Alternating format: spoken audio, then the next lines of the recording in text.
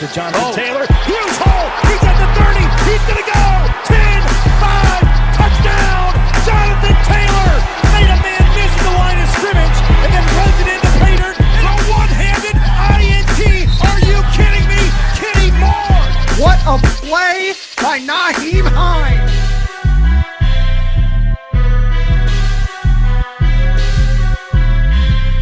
Horseshoe is back, baby. The horseshoe is back. Hey, what is going on, Colts Nation? It's your guy, Cody here. Wanted to bring you another video. The topic of today's video is 5 ways that the Indianapolis Colts can win the 2021 offseason. Now, the Colts come in, obviously, with 7 picks in the 2021 draft, come in with roughly $65 million in cap room. They've got a few holes that they have to fill and a few key positions they have to fill this offseason. So I'll start with my number 5. My number 5 has to be addressing the cornerback position. Now, the reason I have it at number 5 is because it's not a pressing need. You still potentially could bring back a Xavier Rhodes. You still could potentially, could see what happens with Rocky Sin. You could bring back TJ Carey. You're getting Marvell Tell back. You already have Kenny Moore. You like what you saw from Isaiah Rodgers. So this is more of a potential depth piece and potential starter down the road because, let's be real, Xavier Rhodes is getting up there in age. Rocky Sin's had some up and down moments. Kenny Moore, we already know how good Kenny Moore is.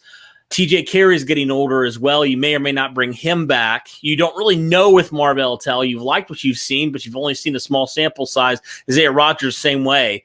So, saying that, I would like for the Colts potentially in the mid-rounds to address this corner position. Just add another depth piece. Maybe there's a guy in free agency the Colts like, and they can bring him in as well.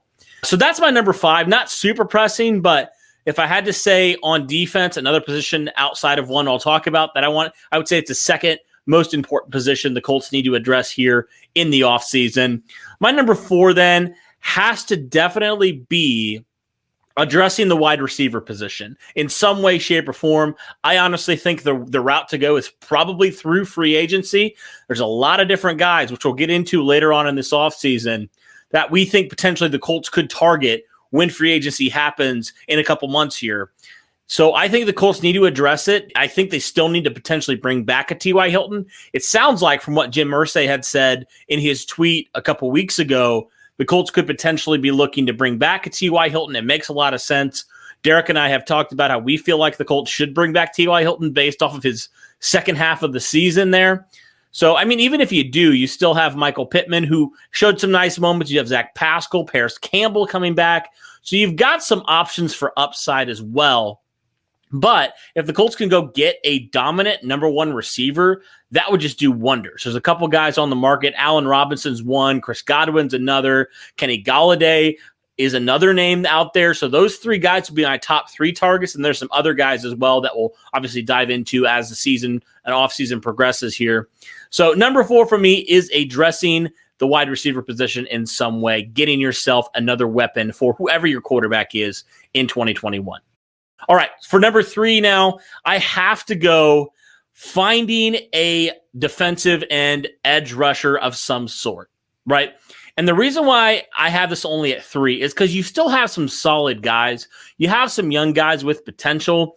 So, if you didn't go address it super early in the draft or maybe find a guy in free agency, I think you'd still be okay. I feel like the position definitely still needs an upgrade, but I still feel like you'd be okay. Compared to these other 2 positions that I'm going to talk about, which I think they're fairly obvious if you've been following the Colts, I think edge rusher, no doubt, is the biggest need on defense, but I think from a team standpoint, you could potentially get away with not addressing it super, super early compared to these other 2 positions where you absolutely cannot afford to do that.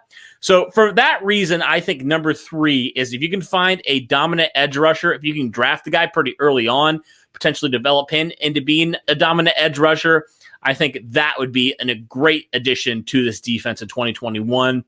And then for me, number 2 definitely has to be addressing left tackle. Losing Anthony Costanzo, it's huge, right? It's huge.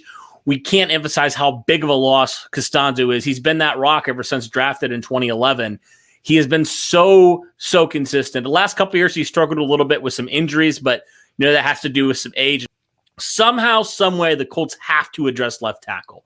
I mean, they were scrambling at the end of the season to try to figure out what happened. Ultimately, they found a couple nice guys there in Will Holden, who unfortunately only played in one game and got hurt, and then Jared Veld here, who obviously left the Indianapolis Colts to go play for another team, and then obviously it didn't really work out there for them. But nonetheless, the Colts need to figure that out at left tackle. Whether that be the draft, there's a lot of tackle depth in this draft especially. So the Colts could potentially address it, if not the first round, second or third round. I mean, there's so many guys.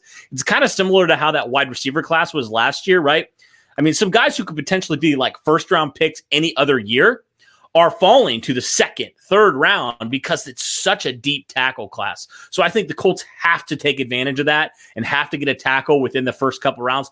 I would prefer first or second round, honestly. And I think if they can do that, then the Colts will be golden there at left tackle. And then number one, very obvious, the Colts need to address the most important position in football, arguably the most important position in sports, that quarterback position. Now, there's a lot of ways the Colts can do it. I've talked about it. We made a couple videos on it. We made the video on how do you address the quarterback position this offseason. If you haven't checked that one out, be sure to go do that. I've also talked about potentially getting Matthew Stafford. You know, he's on the trade market now, it looks like. And there's some other guys potentially in free agency or via trade that you could get as well. There's also the option to stay put at 21, maybe trade out, get a quarterback, kind of a guy that you would base off of potential, not really like a really refined prospect. Or potentially you could trade up and you could go try to get one of those top three quarterbacks there. Probably not Trevor Lawrence and maybe not even Justin Fields, but one of those other guys, Zach Wilson, Trey Lance, are the two names that keep coming up amongst Colts conversations. Whatever the case is, the Colts need to address the quarterback position. They cannot go into this 2021 season with Jacob Eason or Jacoby Brissett as your starter. I'm sorry, but you just can't. You simply cannot, especially if you're telling everybody, you're telling your team, we're ready to win now. Well, if you're ready to win now, make the move to win now. Go get your guy, whether that's Stafford, whether that's Sam Darnold, whether that's Carson Wentz. If you truly believe, go get him. Whoever it is, or if you want to go trade up, it's going to require a lot of draft capital. But if you truly believe in a guy and if you fall in love with a guy, go and do it, Chris Ballard. I mean, Chris Ballard doesn't need to hear me say it. He's going to do it. I firmly believe he will.